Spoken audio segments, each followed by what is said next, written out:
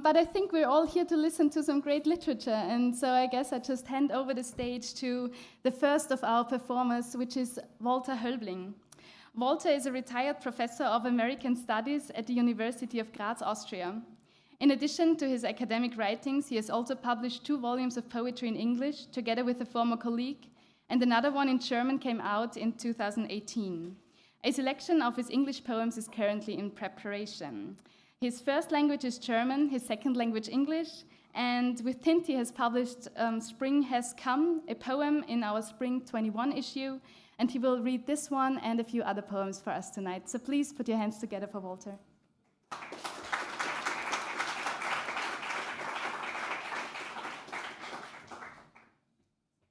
Thank you for the kind introduction. I also think it's very nice that you have realized the old proverb, age before beauty, as I'm allowed to start that thing here, the reading. I try to read 10 short poems, a cross-section of what I do. Some are funny, others not. Some are sad, some are political, some are cynical, or let's say satirical. Okay, spring has come, that was mentioned. Spring has come. On the first day of spring, my mother died. She had always loved flowers and had turned our interior hallway into a luscious greenhouse. Father was not always happy about the falling leaves. In her later years, when skiing was no longer hers, she hated winters, the long nights, the waning sun. She was always longing for spring, waiting for the day the morning sun lit up the kitchen counter again in her parents' house, where she was born and had grown old. The night before, I had called and told her that here in Graz, the first flowers were already dotting the gardens. She had smiled on the phone, almost inaudibly. Speaking had become difficult. Maybe one of her last images was that of colorful spring meadows. Today at 7:10 a.m., my mother died. Spring has come.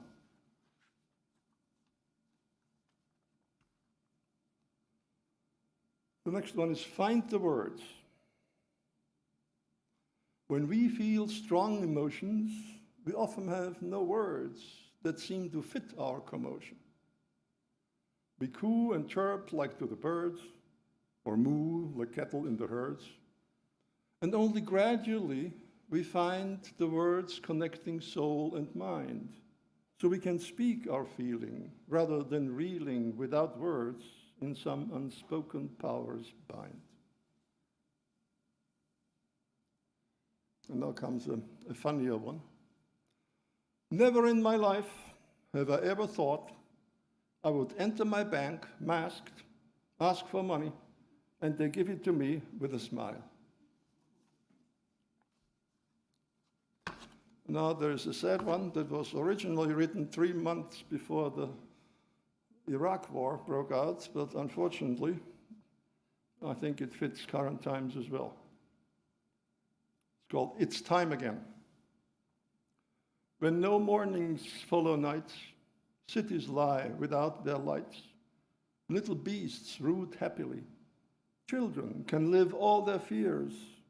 Forests break, mountains shake. Then it's time again. Rockets roar with deadly fright. Sharp explosions rock the night. Soldiers shoot. Graveyards bloom. It is war. When scrawny skeletons creep through the streets, parents weep.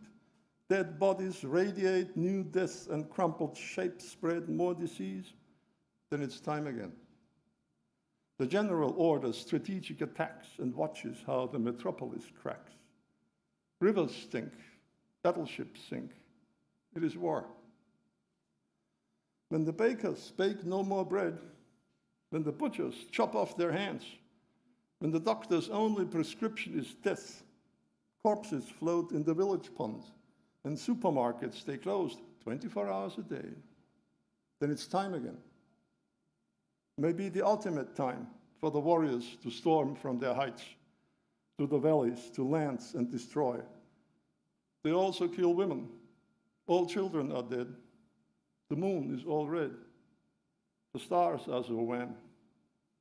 We are counting the corpses as long as we can. There is war. Now there's a nicer one. Not about you. This poem is not about you. Even though your spirit is in every word, your voice sounds strong in the halls of my mind, telling me things I am now sure I want to know. This poem is about me, trying to understand you.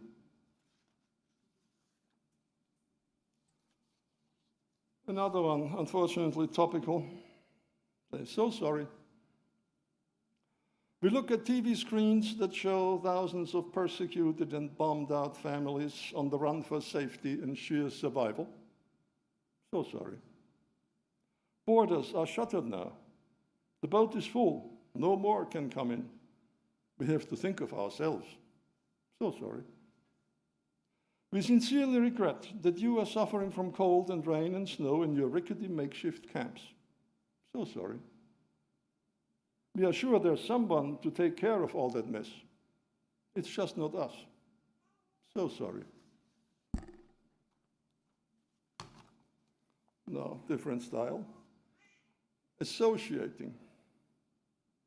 Love, dove, bird, hurt, pain, rain, washing, laundry, dryer, shrunk, too hot, summer, beach, tan skins, bikini girls, lifeguards, bodybuilders, Schwarzenegger, Robocop, criminals, politicians, votes, lobbyists, corporations, special interests, stock exchange, oil price, pipelines, pollution, profits, leaded water, oily shores, banking, Wall Street, 99%, wealth, CEOs, distribution, education, defloration, exploitation, union struggle, Mac jobs, Walmart, Amazon, tax evasion, offshore banking,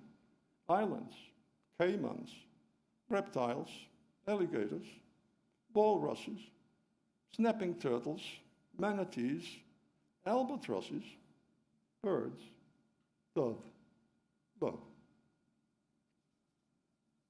And now, a very short one. It's called Halloween. Halloween, the night in which the dead come alive for a while, only to be frightened right back to their graves by the horrible masked spectacles of the living.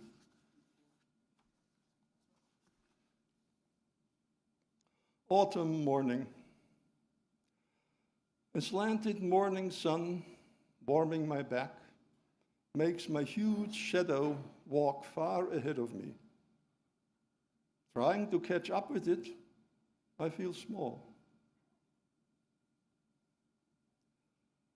Beyond sleep. They told me my father died quietly in his sleep at 2 a.m. With his pain-ridden last years, I think he was not unhappy to go farther for once, return to the cosmos he came from. Wake up painless, at peace, floating in the universe he had admired from mountain peaks all of his life.